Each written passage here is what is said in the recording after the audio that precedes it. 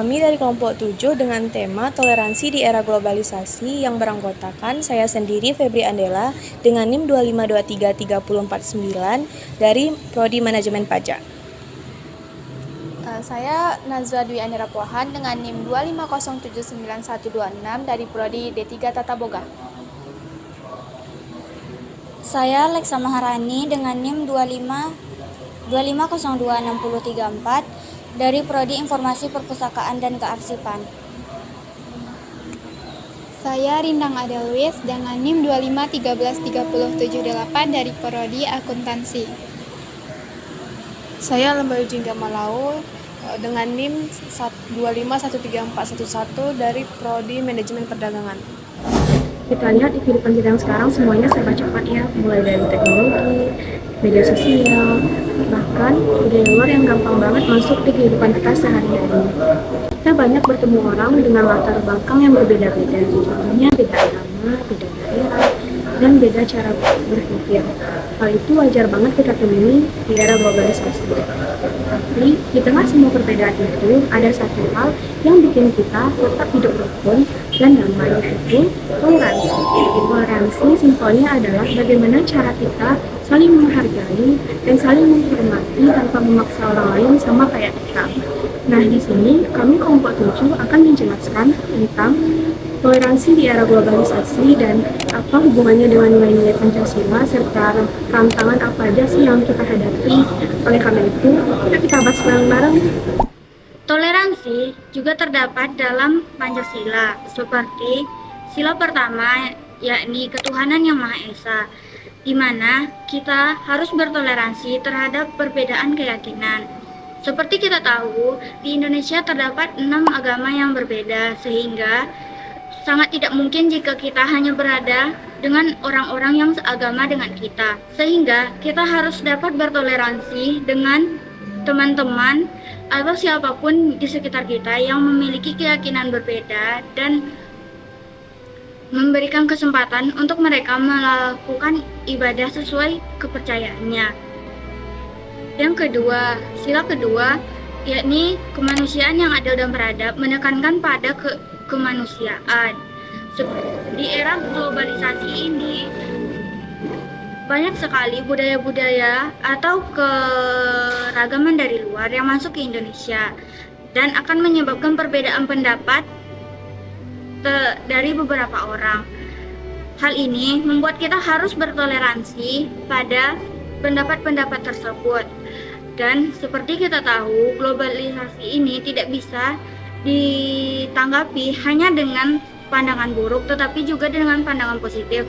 Dan pandangan positif itu dapat kita tanggapi dengan bertoleransi dengan pendapat orang lain yang memikirkan sudut positif dari era globalisasi tersebut. Pada sila ketiga, yakni Persatuan Indonesia, kita ditekankan bahwa selama kita masih menyandang sebagai warga Indonesia, kita harus selalu bersatu dan tidak membeda-bedakan budaya, ras, atau apapun itu. Dan ini berkaitan sekali dengan toleransi tersebut, di mana kita harus selalu menghargai teman-teman, kerabat, atau keluarga kita yang memiliki budaya atau ras yang berbeda. Pada sila keempat, yakni kerakyatan yang dipimpin oleh hikmat kebijaksanaan dalam permusyawaratan perwakilan, kita diajarkan untuk selalu mendengarkan pendapat orang lain dan melakukan musyawarah. Dalam kehidupan sehari-hari, ini dapat terlihat saat kita melakukan rapat organisasi, rapat dengan teman-teman, atau lebih kecilnya seperti saat kita berdiskusi dengan kelompok.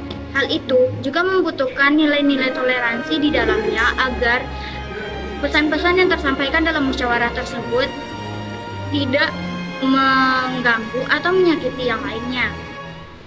Sila kelima mengajarkan kita bahwa setiap orang berhak mendapat perlakuan secara adil, dan peran toleransi dalam sila ini adalah sebagai penentu bahwa kita harus bertoleransi, memberi keadilan tanpa memandang agama, ras, suku, ataupun budaya.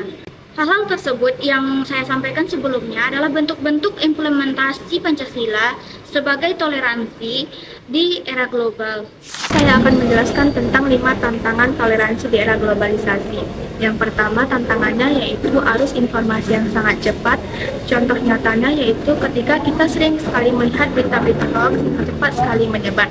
Namun ketika kita teliti lebih dalam, berita tersebut belum tentu valid informasinya. Yang kedua yaitu konflik di media sosial. Contoh nyatanya yaitu ketika kita berpendapat panas tentang politik ataupun budaya yang berbeda sehingga menimbulkan konflik untuk saling menghina. Yang ketiga yaitu pengaruh budaya asing. Contoh nyatanya yaitu sering sekali kita melihat generasi muda di zaman sekarang lebih mengenal budaya asing daripada budaya lokalnya, sehingga menimbulkan perdebatan antara mereka yang mendewakan budaya asing dan mereka yang menjaga identitas nasional. Yang keempat yaitu meningkatnya individualisme. Contoh nyatanya yaitu sering sekali kita lihat bahwa generasi muda di zaman sekarang lebih memilih untuk berdiam diri di dalam rumah daripada berinteraksi dengan tetangganya. Yang kelima yaitu masih adanya diskriminasi dan intoleransi. Contoh nyatanya yaitu dapat kita lihat bahwa masyarakat di zaman sekarang sering sekali menolak ajakan untuk berkegiatan positif seperti berkegiatan sosial ataupun keagamaan karena mereka mengklaim bahwa mereka itu tidak sama. Berdasarkan nilai-nilai Pancasila, kelompok kami menyadari bahwa toleransi bukan hanya dipelajari di sekolah saja, tetapi juga harus dipelajari dalam diri kita sendiri.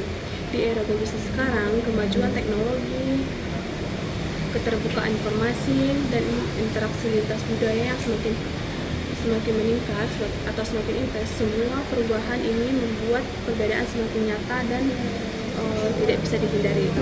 Dari pembahasan ini, kelompok kami ingin menekankan pesan moral bahwa toleransi adalah kunci utama terciptanya keharmonisan dalam keberagaman. Indonesia adalah negara yang kaya akan suku, agama, budaya, dan pemikiran. Keberagaman yang besar ini hanya dapat menjadi sebuah kekuatan apabila masyarakatnya mampu menghargai satu sama lain.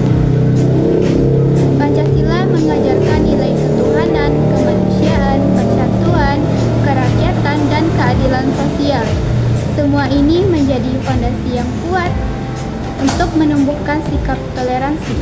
Jika nilai-nilai tersebut dihidupkan dalam keseharian, maka konflik dapat diminimalkan, rasa saling memahami meningkat, dan kerjasama dalam masyarakat akan semakin kuat.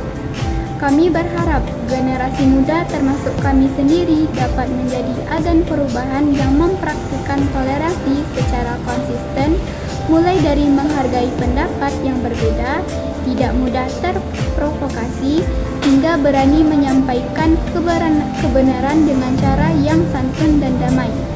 Pada akhirnya, toleransi bukan hanya tentang menerima perbedaan, tetapi tentang bagaimana kita menjaga keutuhan bangsa melalui sikap yang saling menghargai.